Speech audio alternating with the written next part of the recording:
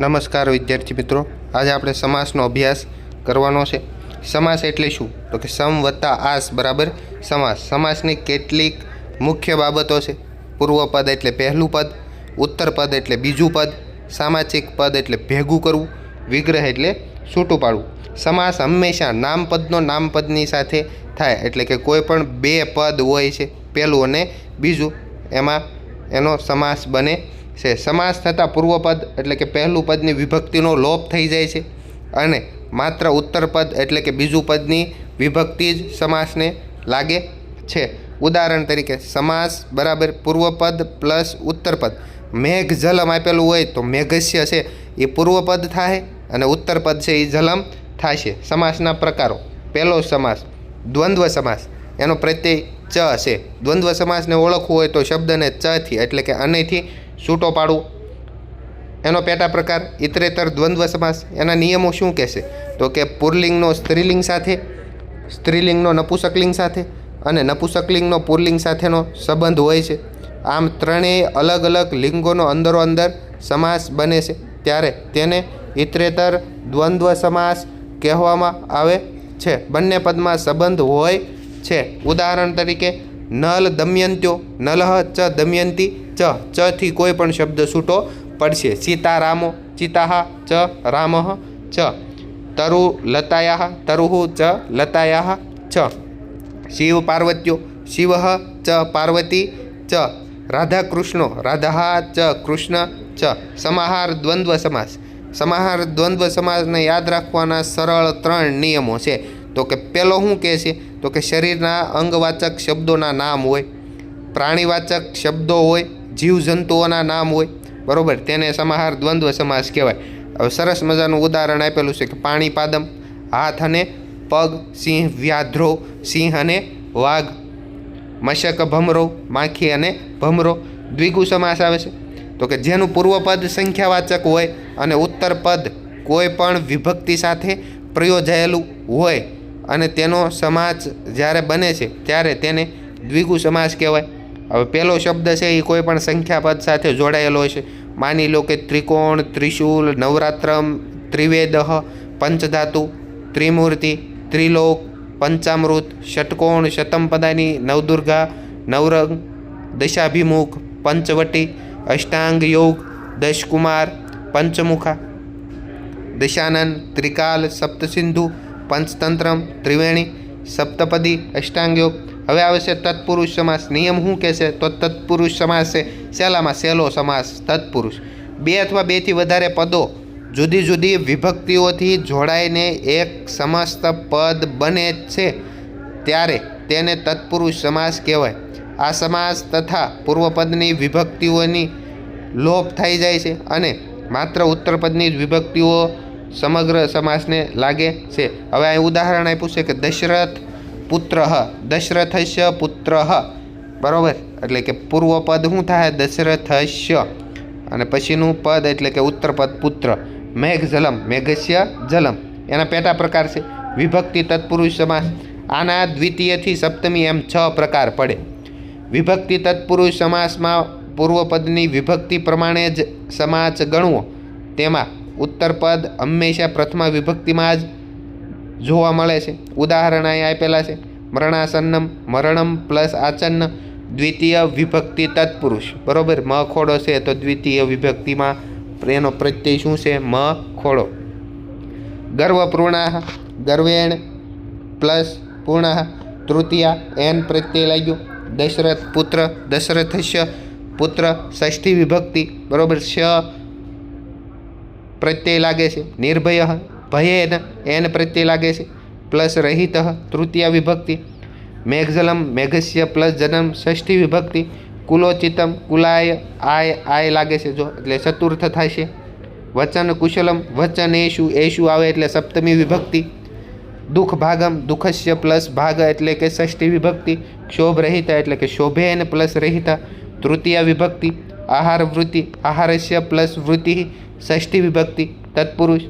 અવયવી ભાવ સમાસ જોઈએ। અવયવો જે શબ્દો ત્રણેય લિંગમાં બધી જ વિભક્તિઓમાં અને બધા જ વચનોમાં સમાન રહે છે, જેમાં કોઈ પણ પ્રકારનો ફેરફાર થતો નથી, તેને અવયવ કહે છે. જેમ કે અતઃ, અધઃ, સ્વઃ, યહ, અધુના, ઇદાનીમ, યથા, તથા, કુત્ર, સર્વત્ર, સંપ્રતિ, યત, તતઃ, અતઃ, પુત્રઃ,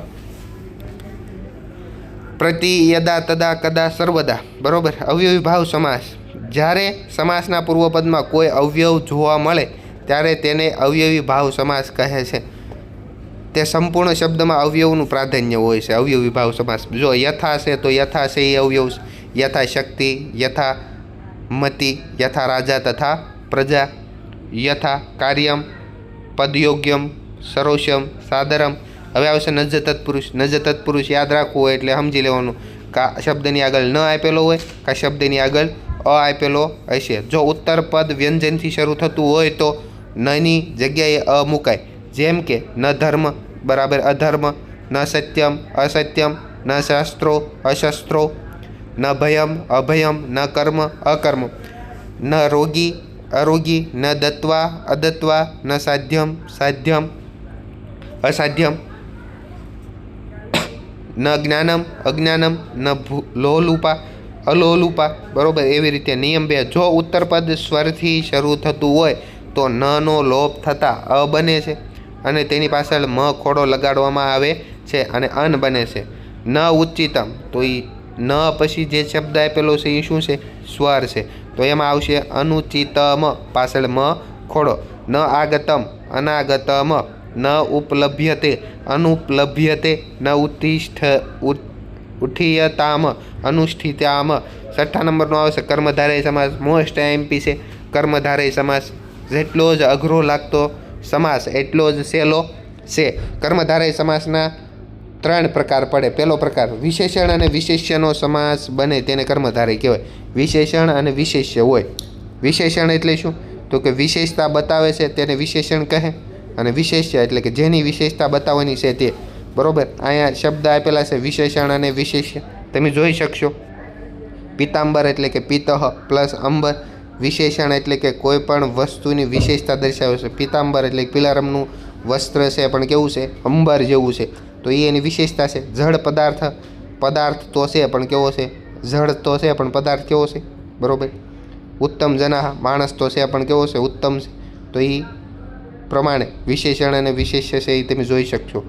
જ્યારે 2 પદોની સરખામણી થાય ત્યારે તેને કર્મધારય સમાસ કહેવાય. કોઈ પણ 2 પદની સરખામણી કરવામાં આવે ત્યારે.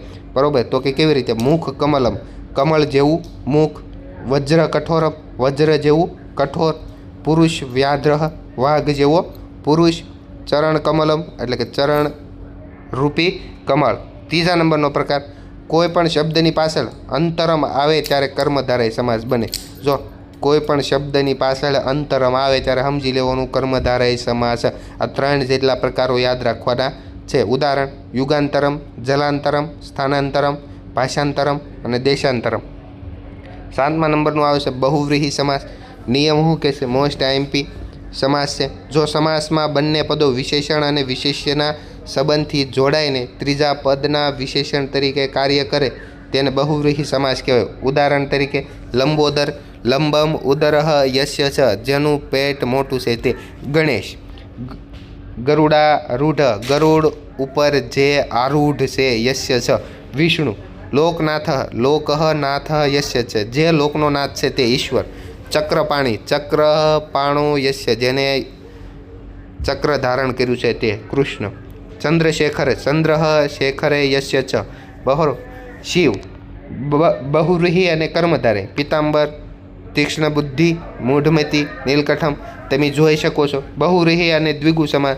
ચતુર્મુખી ચતુર્મુખી યસ્ય ચ, તો એ બ્રહ્મા આવશે. બરાબર. બહુવ્રીહી અને નજ તત્પુરુષ અનાથ અને ન નાથ યસ્ય ચ. બરાબર. એવી રીતે પૂછાય છે. હવે આ ધોરણ 9માં પૂછાતા નથી. બરાબર. સમાસ 8 અને 9 છે એ કોઈ દિવસ તમારી બોર્ડની પરીક્ષામાં પૂછાતા નથી. ઉપપદ વિભક્તિ સમાસ અને મધ્યમ પદ લોપી સમાસ, તો એ કંઈ પાકું કરવાની જરૂર છે નહીં. આભાર. Thank you. ધન્યવાદ. વિડીયો ગમ્યો હોય તો લાઇક શેર અને સબસ્ક્રાઈબ કરવાનું ભૂલતા નહીં. મળીએ આગળના